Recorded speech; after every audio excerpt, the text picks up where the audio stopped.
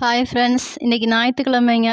சே அக்கா கேமராமேன் யாருன்னு கேட்டிங்களா? கேமராமேன் யாருமே இல்லைங்க. வீட்டுக்குள்ள இந்த ஸ்டாண்ட வச்சு தாங்க எடுத்துட்டுருப்பேன். அதுவும் இந்த ஸ்டாண்ட் வேற உடஞ்சு போச்சுங்களா, அத கயிற போட்டு கட்டி எடுத்துட்டுருந்தேன்.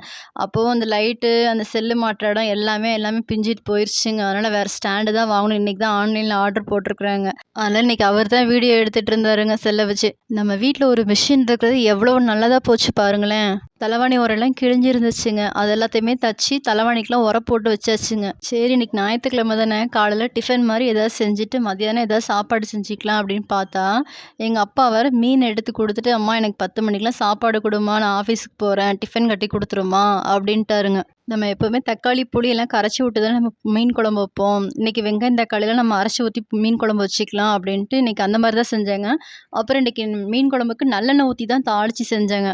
அப்புறம் எங்கள் அப்பாவுக்கு சாப்பாடு குழம்பு எல்லாம் கட்டி கொடுத்துட்டு சாயந்தரம் போல் காய்கறி வாங்க கிளம்பிட்டேங்க. இங்கே பார்த்தீங்கன்னா எங்கள் ஏரியாவில் வந்து மூளைக்கு மூளை காய்கறி 50 ரூபா காய்கறி வச்சுருப்பாங்க. நம்ம எந்த காய் வேணாலும் கலந்து கலந்து எடுத்துக்கலாம்.